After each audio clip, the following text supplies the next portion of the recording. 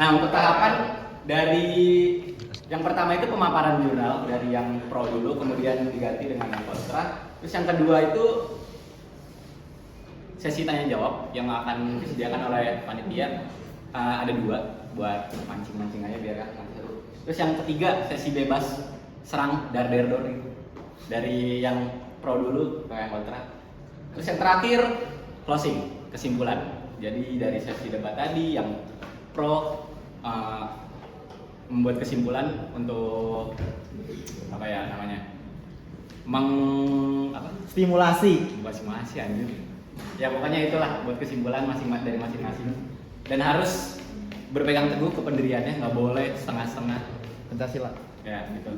Oke, itu aja. Untuk dari kubu pro-nya, di sini ada jubir kita. Kamera 2 tuming. Diri dong. Diri, silakan berdiri. Abang Hafiz Udin yang kita tahu ilmu yepingnya terbaik di A4. Ya udah dulu. Dan yang kontra ada Bang siapa? Oh.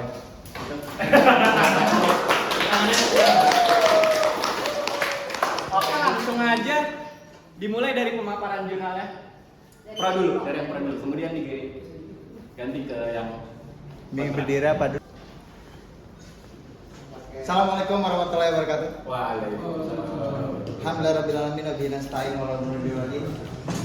Wassalatu wassalamu ala asyrofil anbiya'i wal mursalin sayyidina Muhammad wa ala alihi wasallam. Langsung saja, saya di sini sebagai perwakilan dari kubu pro dari judul debat kita kali ini yang bermasalahkan tentang artificial intelligence. Kami di sini sebagai kubu pro akan mengutarakan beberapa pendapat kami yang akan menjadi landasan referensi kami untuk debat selanjutnya. Kenapa kami di sini memilih pro? Karena dari jurnal yang kami baca, saya nggak tahu Anda baca apa enggak ya, tapi saya baca, kami mendapatkan bahwasanya banyak sekali manfaat dari artificial intelligence itu sendiri, terutama dalam hal efisiensi. Kita tahu Indonesia sedang mengalami efisiensi, ya enggak? Jadi tentu kalau orang yang nggak pro efisiensi, berarti dia buzzer kita aja, gampangnya. Jadi dia tidak pro terhadap Indonesia yang saat ini. Contohnya apa? Contohnya adalah di sini ada studi kasus di bagian jurnalnya, bahwasanya penggunaan artificial intelligence itu bisa efisiensi waktu, efisiensi anggaran, dan efisiensi segala macamnya. Bahkan bisa membuat peta teknologi dan perkembangan teknologi dunia itu berubah. Contohnya saja di bidang finansial atau investasi keuangan, JP Morgan itu sudah membuat AI untuk analisa keuangan sehingga bisa menentukan harus investasi ke arah mana. Itu kan justru salah satu keuntungan dari AI. Kalau dulu kita investasi itu harus nonton podcast influencer investasi bodong gitu kan, yang membuat kita itu malah jadi bukan jaga investasi malah ketipu gitu. Tapi sekarang udah ada AI dengan analisa yang kuat sehingga kita bisa menentukan area investasi kita itu harusnya kemana. Itu salah satu perkembangan AI yang menurut saya sangat luar biasa. Di bidang pendidikan misalnya, di sini pasti semuanya pernah pakai ChatGPT kan, atau Python dan segala macamnya. Itu membuat kita, mempermudah kita dalam mengerjakan tugas. Bukan berarti kita total harus pakai ChatGPT dan AI lain yang misalnya kita dikasih tugas Pak Andri, langsung kasih ChatGPT bikin 2.500 kata. Akhirnya dibikin terus selesai dikumpulin di kampus. Bukan gitu mekanismenya, bro. Tapi caranya adalah kita minta referensi, kita minta tata caranya, kita tulis dengan diri kita sendiri dan segala macamnya. Agar apa? Agar kita memanfaatkan AI, bukan menggunakan kelemahan institusi pendidikan kita dimanfaatkan oleh AI. Itu adalah salah satu di bidang ilmu pengetahuan. Contohnya bidang apa lagi? Contohnya bidang apa lagi? Coba sebutin. Saya lupa. Pertanian, di bidang pertanian sekarang ini kalau berseliweran di TikTok kita udah nggak usah ngupah buruh untuk ngarambet terus nandur segala macamnya, karena udah ada robot yang bisa efisiensi anggaran sampai ratusan orang gitu. Jadi kita tinggal beli robot sekali kita beli robot, kemudian untuk perawatannya yang sangat mudah itu ya, dan kerjanya efisien, nggak minta nasi padang juga kan robot kan, sehingga kita dapat efisiensi di bidang pertanian itu. Dan bahkan di bidang pertanian juga kita sudah ada AI untuk analisa tanah, analisa weather, cuaca, dan juga analisa dari padi-padi lainnya yang dapat meningkatkan hasil pertanian. Jadi saya dari Kubu Pro menyatakan bahwasanya AI itu adalah teknologi kedepannya diri kita. Jadi bagi siapapun yang kontra terhadap perkembangan AI, maka dia artinya kontra terhadap perkembangan teknologi. Orang yang kontra itu pasti ujung-ujungnya bakal skeptis. Orang yang skeptis itu ketinggalan dan dia akan menjadi bagian dari 98% manusia yang jatuh miskin di tahun 2030. Cukup sekian dari saya.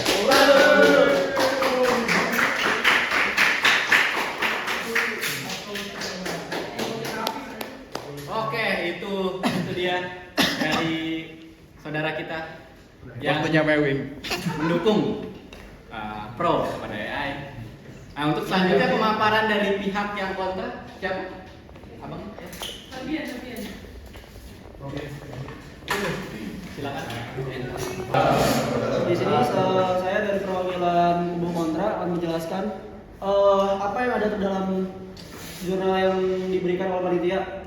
Yang dimana ya betul tadi sebelumnya AI itu adalah sebuah kemajuan teknologi yang dimana itu bisa membantu kita dalam kehidupan sehari-hari kita seperti apa dalam pembelajaran, kayak membantu kita dalam menjalankan tugas dan lain-lain, dan di bagian seperti bisnis untuk menjalankan UMKM juga. Terus juga di bagian itu juga keamanan digital, dia juga membantu kita untuk menjaga data-data yang ada di dalam sistem digital itu.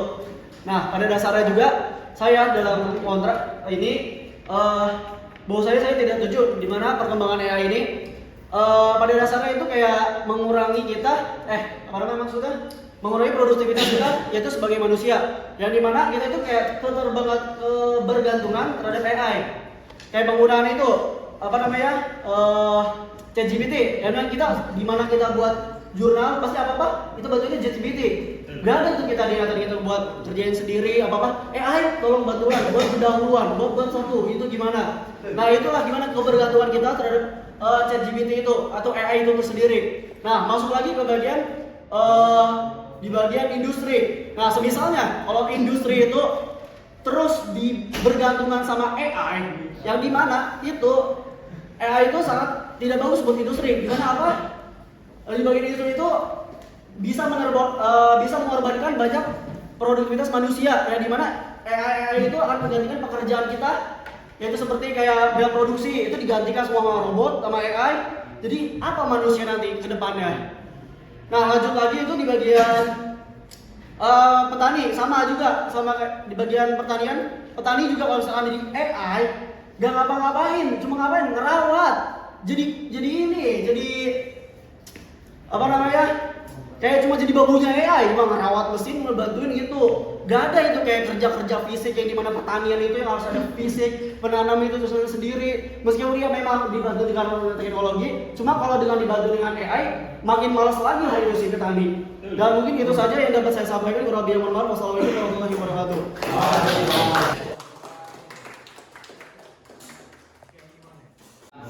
Pemaparan dari kubu kontra yang kita dengar. Untuk selanjutnya ada beberapa pertanyaan dari panitia, yaitu sedikit dua aja. Melanjutkan sesi debat ini. Dulu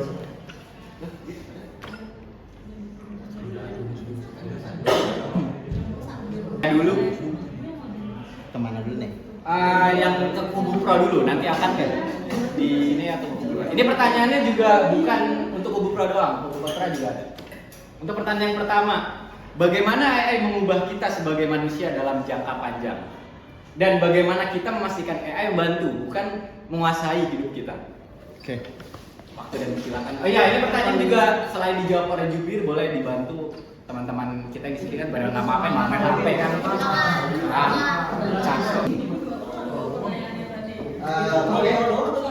Bisa buat kontra juga. Atau kontra Bisa buat kontra. Ya. Tadi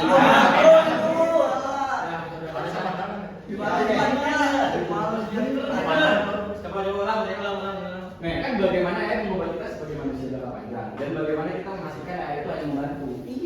bukan menguasai gitu. Oke. Bisa disanggah. Lebih Aja kan itu dari kontrak buat pro itu. Nah. Iya, itu harus itu.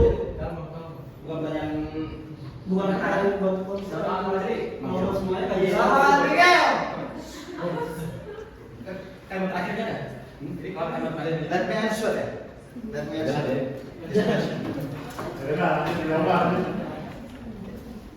Pertanyaan tadi berarti tentang perubahan zaman perubahan perilaku manusia terhadap AI ini. Dan tadi pertanyaannya bagaimana kita memastikan AI itu cuma membantu, bukan kita ini diperbudak. Jawabannya gampang. Mulai dari perilaku manusia terhadap AI ini, tadi kan dari kubu kontra sendiri udah pernah bilang bahwasanya kita itu sudah mulai ketergantungan dengan AI, dan saya katakan itu 100% nyata. Tapi pertanyaannya apakah itu dampaknya baik atau buruk? Jawabannya adalah kita melihat perkembangan teknologi. Contoh aja, setiap berkembangnya teknologi dari masa ke masa, itu orang itu akan selalu bergantung terhadap teknologi baru, dan itu terjadi dari masa ke masa.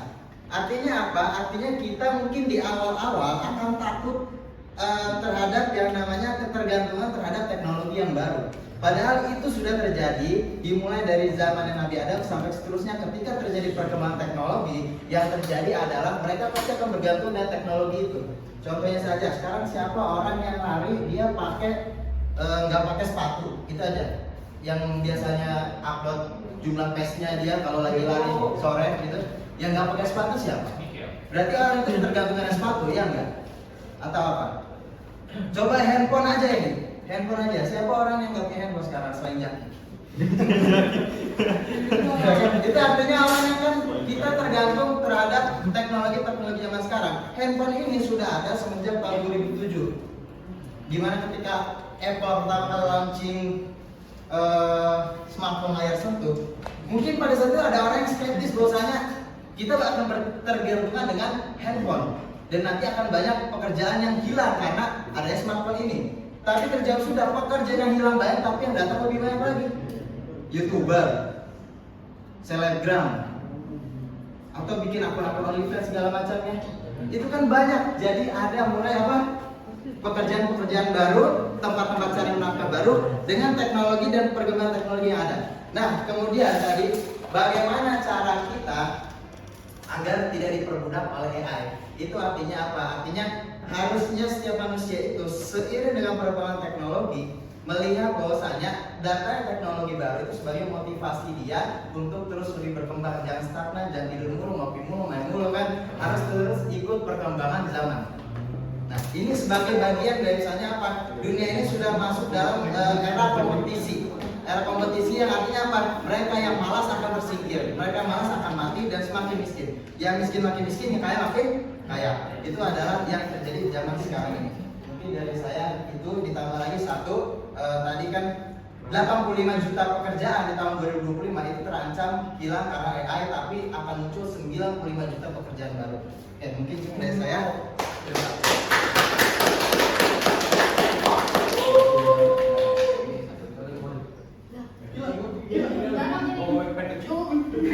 Yang jawab dari kubu kontra terlebih dahulu. Jadi saya mau nanya tentang tanggapan dari kalian mengenai etika dan juga privasi pengguna dan juga akses dan juga kesenjangan teknologi. Oke, silakan dari kubu kontra terlebih dahulu, kemudian nanti dilanjut oleh kubu pro. Tadi pertanyaannya gimana?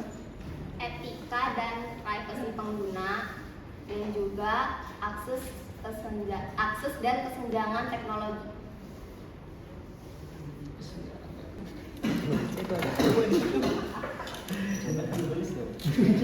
Itu enggak pakai.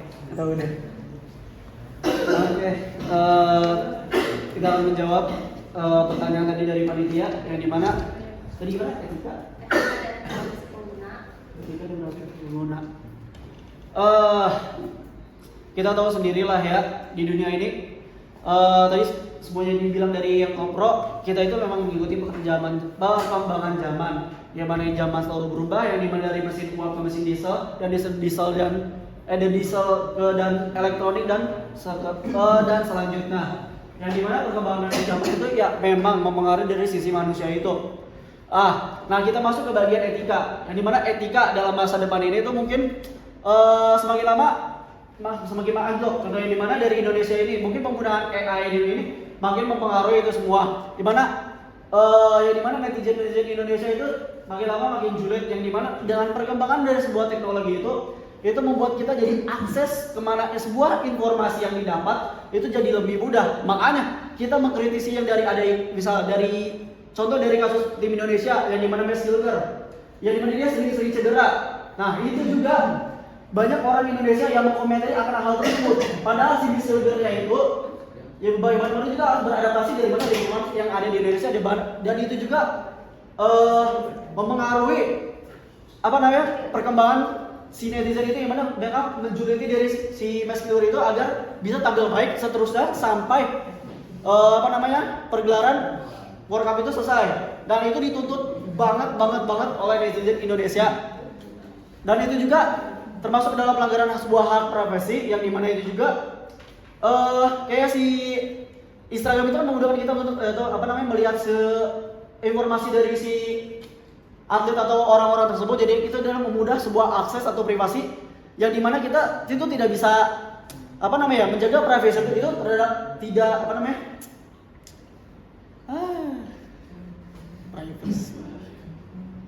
menjaga privasi itu tidak terlalu kayak terlalu ketat di mana kita buntu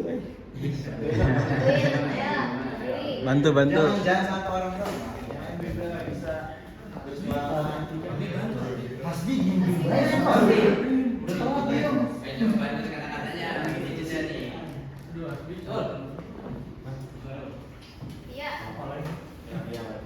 Boleh bantu.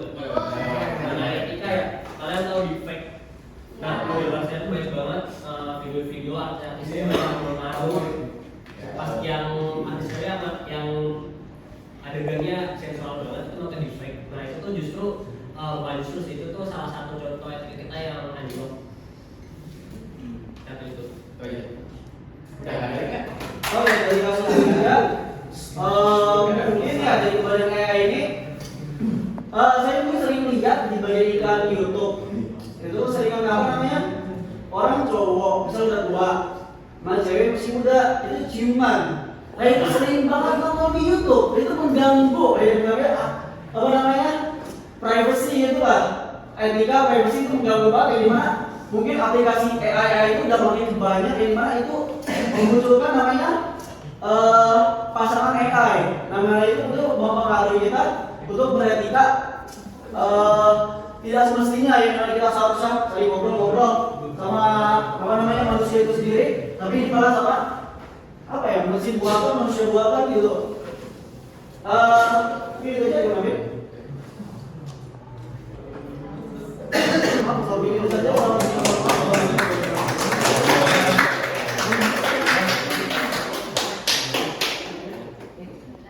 Pis bukan menyegah dari si ini ya, bukan menyegah dari Saya jawab pertanyaan dari moderator. Iya. Tadi pertanyaannya adalah bagaimana permasalahan etika di zaman AI. Saya memang cukup prihatin ya. Tadi memang benar privacy dan etika sehingga banyak foto orang-orang tidak bersalah itu dijadikan bahan-bahan diedit dengan AI segala macamnya, apalagi sekarang VO3. Tadi juga benar kan ada orang ciuman lagunya If the World Was Ending gitu misalnya. Terus tapi itu sebenarnya bukanlah merupakan masalah fundamental dari AI sendiri, itu masalah legasi dan juga regulasi terhadap privacy itu sendiri. Kita contohkan saja, sebenarnya ini ada solusinya, tapi solusinya ya bertahap. Di zaman ketika awal perkembangan teknologi, media sosial semakin berkembang luas, kita itu belum mengenai namanya undang-undang ITE. Coba undang-undang ITE itu kapan dibuatnya? Itu nggak jauh-jauh dari hari ini, undang-undang ITE. Itu artinya apa? Kenapa undang-undang ITE dibuat? Karena hal seperti itu, pencemaran nama baik di media sosial, segala macamnya.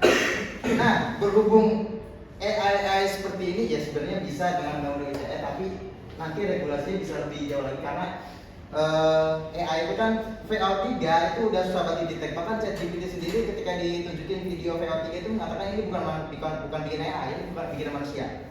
Nah, itu saking susahnya. Makanya harus ada perkembangan terhadap bidang di dunia hukumnya, perkembangan teknologi di bidang hukumnya agar bisa mengatasi hal-hal privasi seperti ini. Kemudian satu lagi, ini sebagai peringatan bagi kita yang suka mengunggah foto muka kita di media sosial agar lebih berhati-hati. Ya.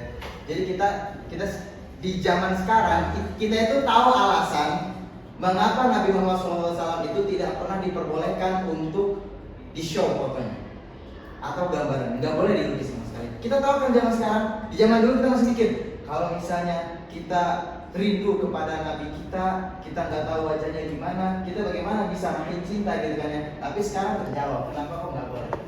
Terjawab kan, itu sudah diprediksi 1400 tahun.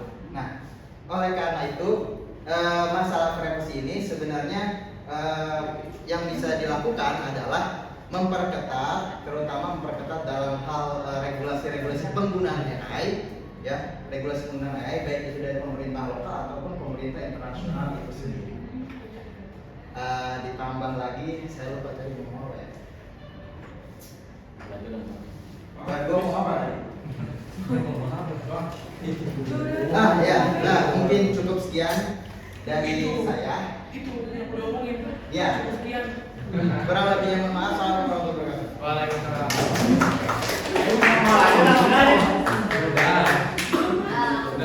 Waalaikumsalam.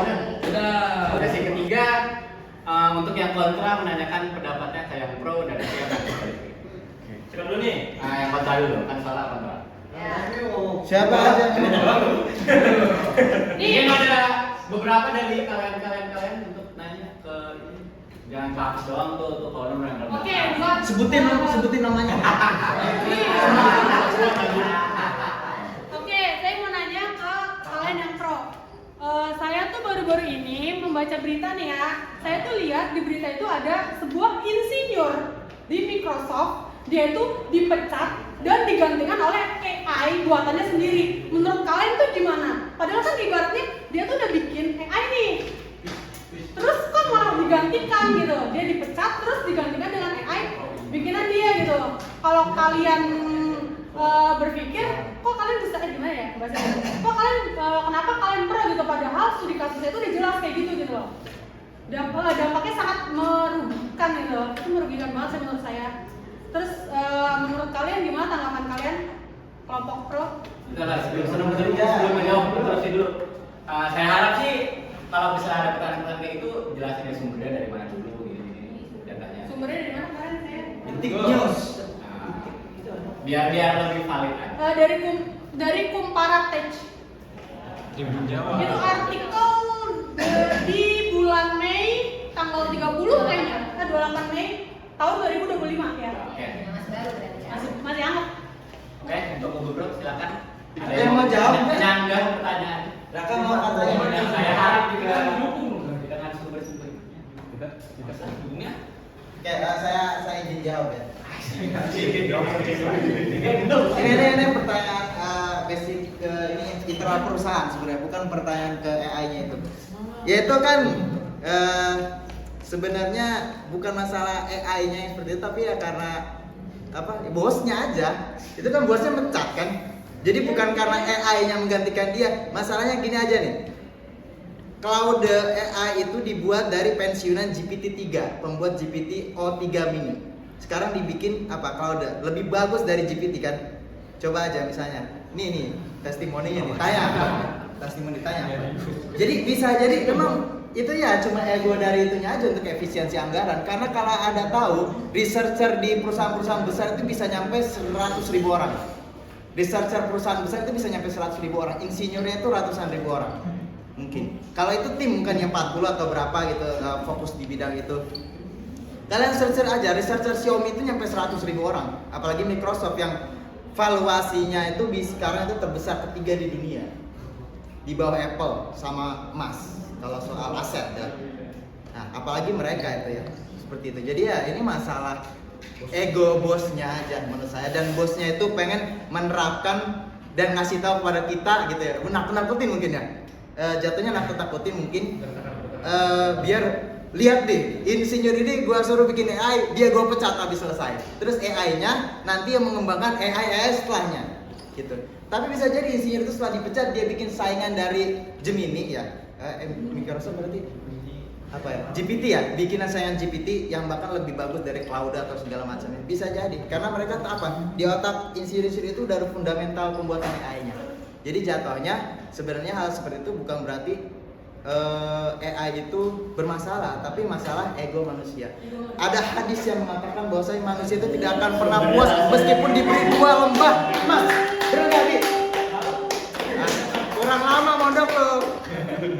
Udah gitu. Ya ada saya. Oke. Gimana lagi nggak? Terus ada sanggahan dari kubu. Iya, sanggahan apa? Nah, jadi kan tadi kan katanya kan ego ya, lebih ke ego bos atau perusahaan. Terus kalau misalkan kita ditarik nih ke studi kasus yang tadi Anda bilang pertama kali bahwa kalau misalkan petani itu bisa digantikan oleh AI. Nah itu berarti itu juga berarti apa ya, mengurangi ketenaga kerjaan manusia dong. Berarti tenaga kerja manusia digantikan oleh AI. Jadi gini loh, sekarang itu banyak ya yang nganggur gitu, pengangguran tuh banyak. Apalagi digantikan dengan AI. Apa nggak semakin banyak ini penganggurannya gitu loh? Gimana menurut Anda? Oke, tadi studi kasusnya saya bilang studi kasus itu ya. Studi kasus tadi itu yang robot digantikan petani itu di Cina. Di Indonesia belum ada. Di Indonesia itu masih pakai komben, masih pakai alat gebotan, masih yang nandur orang yang datang jam 5 pagi itu digaji 10.000 per petak gitu. Nah itu zaman sekarang itu di Indonesia.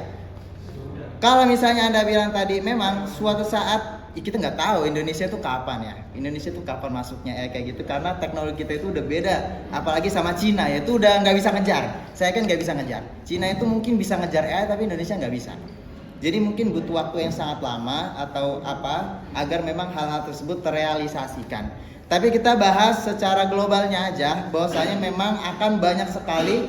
Tadi kan sudah saya bilang dari jurnal yang dibagikan tim panitia, 85 juta pekerjaan itu akan hilang di tahun 2025. Yang paling basic ya customer service itu udah ada AI agent. Udah ada AI agent, kemudian konten kreator, udah ada VO3 segala macamnya. Sebenarnya bukan konten kreatornya ya. Tetap yang butuh makan itu pasti manusia, nggak butuh makan. Tapi akan muncul banyak sekali apa? Pekerjaan-pekerjaan baru. Apa pekerjaan barunya? Ya nggak tahu. Ya nggak tahu. Kita aja di awal zaman media sosial ada, mungkin nggak ada orang yang berekspektasi bakal jadi YouTuber atau jadi selebgram atau jualan di yaitu marketplace, nggak gitu. Nah toko online gitu juga kan ya, atau mungkin dia jualan ini template HTML CSS misalnya gitu kan. Jadi banyak pekerjaan baru dari dunia web 2 manusia itu web 2. Kalau sekarang kita masuk ke web 3, pasti akan ada pekerjaan baru lagi meskipun banyak pekerjaan yang akan hilang. Contohnya pekerjaan yang hilang itu dulu ada kasusnya di Eropa itu pengganti lampu jalanan itu udah hilang. Terus apalagi ya? Penjual koran mungkin. Penjual koran dulu profesi, kalau sekarang terpaksa mungkin ya, terpaksa. Jurnalis bisa atau segala macamnya bisa, jadi itu dia. Cukup dari saya. Oke udah. Sekarang udah Pekerjaan itu pasti ada. Hmm? Pasti ada pekerjaannya. Pasti ada, cuma kita Pasti ada apa enggak? Iya. Pekerjaan. Gue lanjut dulu ya. Kan perkataan Via tadi kan bagaimana nasib orang yang berpekerjaan. berarti mungkin Anda bilang tadi akan ada pekerjaan baru. Coba aja gini, YouTuber itu misalnya YouTube adanya kapan, sama tren jadi orang banyak menjadi YouTuber itu kapan? Tinggal ikutin aja gapnya. Selama berapa tahun gap itu kita nggak bakal tahu YouTuber itu bakal jadi booming. Tapi nggak semua orang bisa jadi YouTuber. Iya. Tapi kan istilahnya ada potensi untuk mendapatkan pekerjaan baru. Nggak semua orang bisa. Ya, Nggak semua orang bisa, nggak semua orang niat. Tapi itulah yang namanya perkembangan zaman. Artinya, yuk nggak bisa hidup semut-mut kita sendiri. Artinya kalau misalnya perkembangan zaman pengennya ke atas, kalau kita pengennya ke bawah, ya udah kita berarti ke bawah. Nggak bakal bisa ikutin perkembangan zaman. Dan berarti orang yang dapat pekerjaan ini benar-benar selamanya nggak bakal kalau dia nggak mau mengikuti perkembangan zaman. Itu dia. Ya seperti itu. Faktanya seperti itu. Emang kejam tapi ya mau gimana lagi? Gen Z harus kuat bos. Mandor. Oke, itu dia jawaban dari yang Sekarang dari pro boleh nanya nggak? Ya, sekarang dari yang pro. Tanya ke kontra. Kenapa kalian memilih kontra atau bagaimana? Tadi tuh.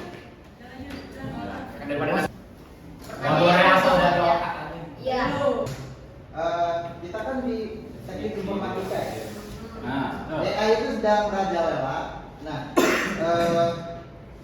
dari kami kan pro bahwasanya kita itu istilahnya dari saya misalnya saya membicarakan yang pro berarti dia yang lain. Programmer zaman sekarang itu bukan akan tersingkirkan oleh artificial intelligence tapi justru akan semakin banyak kompetisinya dan semakin banyak cabangnya lewat adanya AI. Artinya kami dari yang pro mengatakan bahwasanya programming itu atau kita yang kuliah di teknik informatika itu justru diuntungkan dengan adanya artificial intelligence ini. Bukannya justru malah dirugikan karena banyak ancaman nggak dapat kerja gara-gara programming. Kalian yang sebagai orang kontra, bagaimana mengcounter pernyataan saya yang pro terhadap perkembangan AI di sektor ilmu komputer? Atau kita calon programmer? bisa bilangin pertanyaan lebih jelas. Intinya kan kita pro AI terhadap di dunia programming nih, ya. Mereka itu menurut mereka, berarti gimana? Menurut mereka itu bagaimana mengcounter kita itu. Jadi coba Anda buat perspektif Anda itu kontra terhadap perkembangan AI di dunia programming. Terutama dalam pekerjaan programmernya ya, bukan programmingnya. Pekerjaan programmernya itu aja, itu yang banyak masalahnya. Nih, oke sekarang aja ya saya yakin kalian tuh ada tugas buat bikin project nih, buat bikin website. Kalian pasti masih tanya sama GPT. Terus, maksud saya itu tuh yang bikin anjing lo ya. Itu tuh yang bikin kalian tuh bisa berkembang karena kalian tuh tergabungan oleh AI gitu. Gitu loh. Nah, sedangkan saya dengar ya banyak sekali kayak pekerjaan IT, misalkan kayak di bank itu, saya pernah dengar kalau misalkan kita tuh pengen tes buat masuk ke bank itu, kita tuh bener-bener pure nggak boleh bawa apapun selain bawa diri gitu loh. Nah, gimana sih? Gimana sih? Maksudnya kita kan selama ini, selama kuliah, selama hidup kita tergabungan oleh AI ini kan. Jadi tuh kita tuh kurang gitu memahami bahasa pemrograman yang mau kita pelajari gitu ibaratnya. Nah, kita tuh sedangkan pas kita mau kerja, kita tuh tesnya itu benar-benar gak boleh bawa apapun gitu. Paham nggak?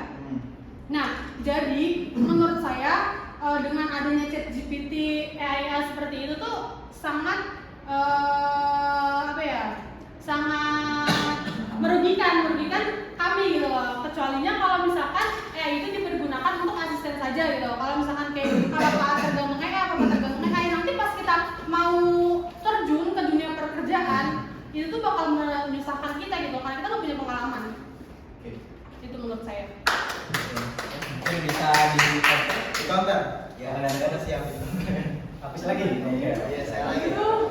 Jadi gini, jadi kan emang benar saya itu kalau dalam programming kita banyak sekali memanfaatkan AI.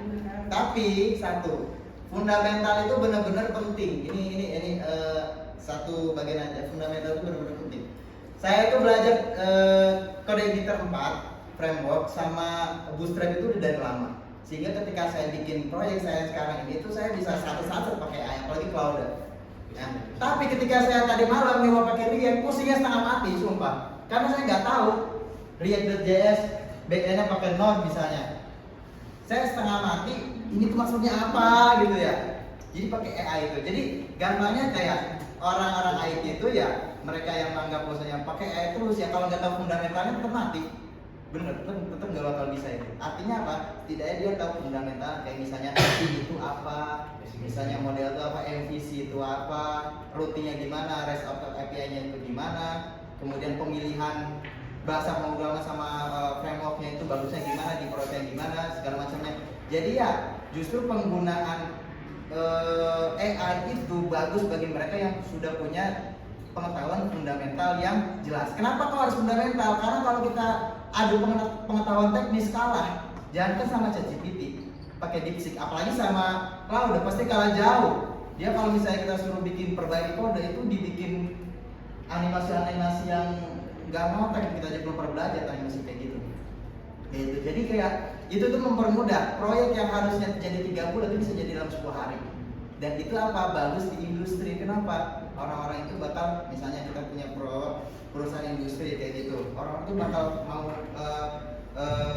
menyewa jasa kita gara-gara itu pembuatannya cepat. Di yang lain misalnya yang tidak menggunakan AI 3 bulan, di kita 10 hari jadi, harganya sama. Mungkin itu dari saya penggunaan AI di bidang programming. Oke, apakah terjawab? Kubu pro. Yang menanyakan ke kubu kontra. Mungkin kubu kontra ada pertanyaan lagi yang ingin ditanya.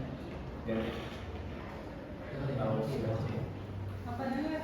Atau itu tuh yang kayaknya si Padri udah Padri pasti nanya itu. udah pengen nanya banget tuh. Zara kenapa diem aja ya Zara ya? Coba Zara.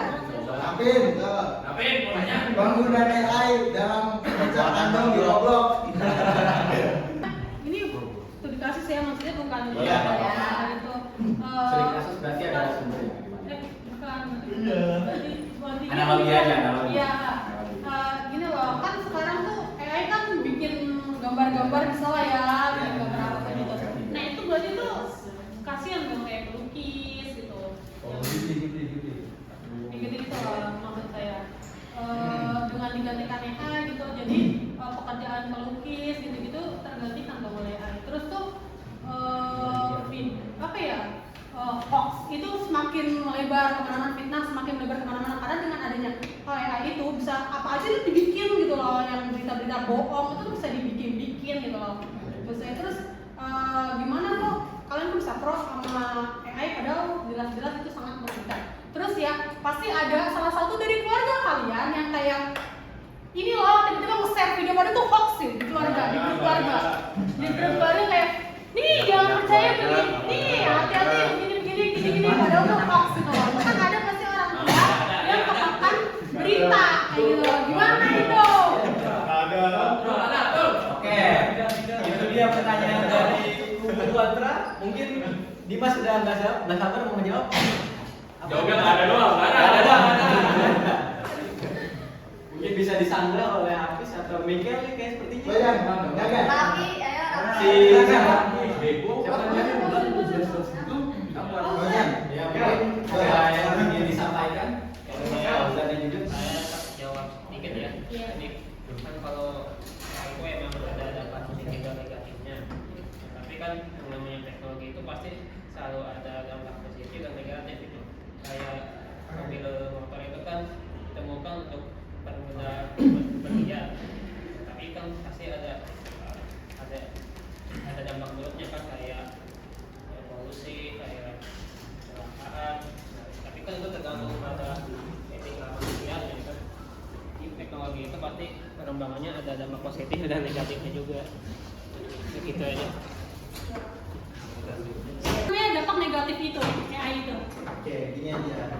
Saya sebenarnya ya, saya tuh latihan simulasi debat itu sama ChatGPT. Tahan dulu.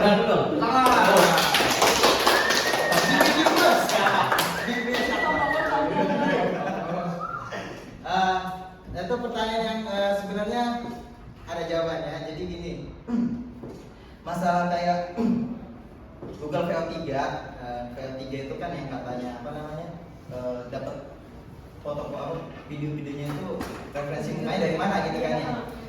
Sebenarnya gampang, itu tuh kayak everything you share in social media, apalagi yang Google ya, yang satu itu sama Google, itu masuk ke database mereka.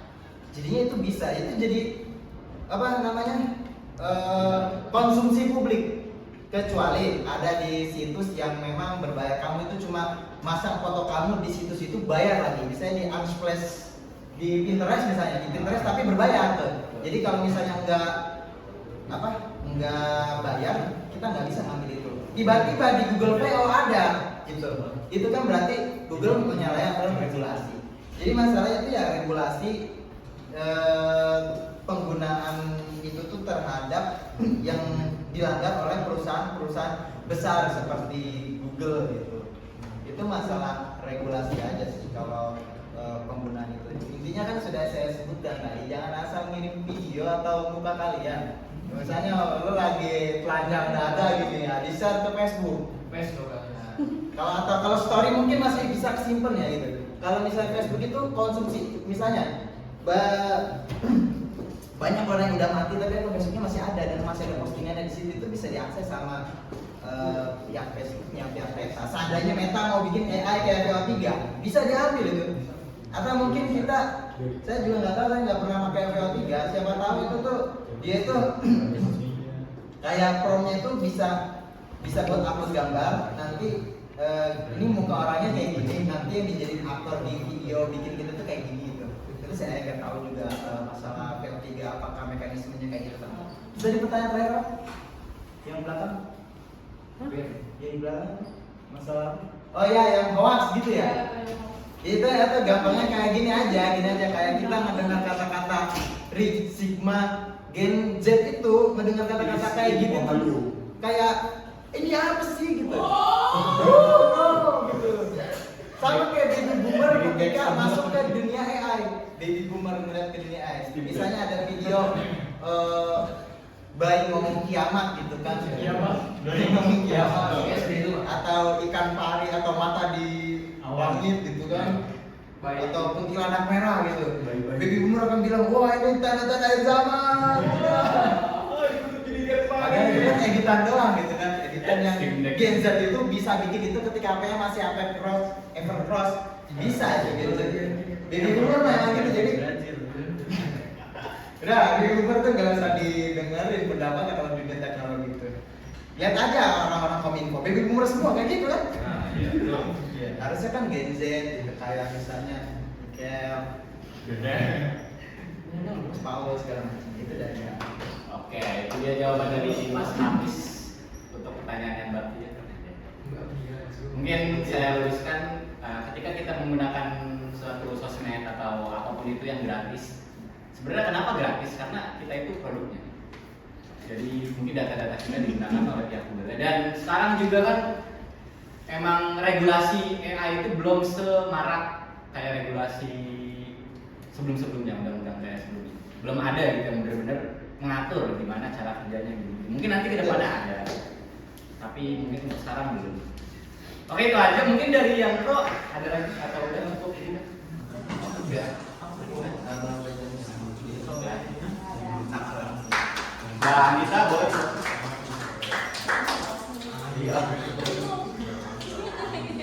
Oke, sesi debatnya cukup sekian ya.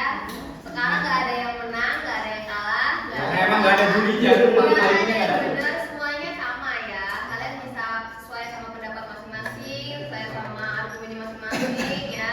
Karena kan cuma debat doang ya, asal seru-seruan aja, nggak usah dianggap serius. Jangan langsung habis ini marah gitu ya, gara-gara salah.